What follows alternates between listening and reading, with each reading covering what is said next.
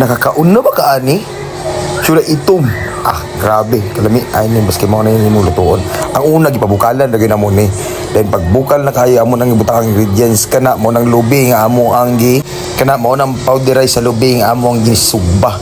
Giluto gyud mo maayo hantod sa ma-powderize siya. Then among kanang uban ana nga lubing, wala pa naluto. Ako na lang pong giapil kay para humot-humot. To na mo gihumot kaayo.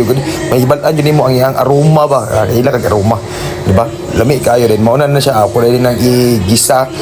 Ako din ang iukay-ukay ang ako ang mga lamas para mo surup yun sa yaha ang tanan na sa baka mo gud mong giluto gud na gibutakan din ako nagdulaw na mapalami mao gyud ang ingredients anang chula itom nga kinahanglan na tutuon ako bahala nagbadaghan ng dulaw bas kay makatangtang sa mga panahon panuhot daw lami pag kay ni kaning chula itom gud puros ingredients ani pagtangtang sa panuhot na iluyan na idulaw na pagilubi sus ingredients no mura nagtambal di ba lami kayo kan una nga nang style nga niluto nga na rin na mong kuano among tustok na sa muang nga kuan para maukay ginabog maayo dayon ko manggani magumagisa amo na nang iplastar ibalik na namo ang iyahang tubig among nilatan sa yaha kay para lami yung kayo mura man nag beef broth ba nga pagipadugayan yun na nimo og luto hantod sa imong gibalik sa yaha iyana na makita na nimo ang isa ka buok kuno nga na siya itom nagkay siya ako nang gibutang tanglad para humot pa yung kayo laliman kag puros humot gibutangan pa yung another luya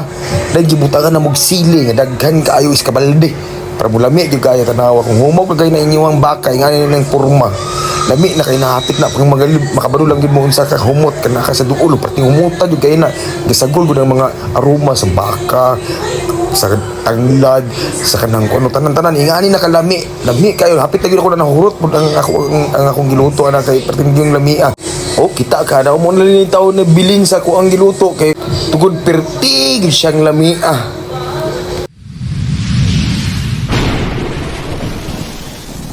Agoy!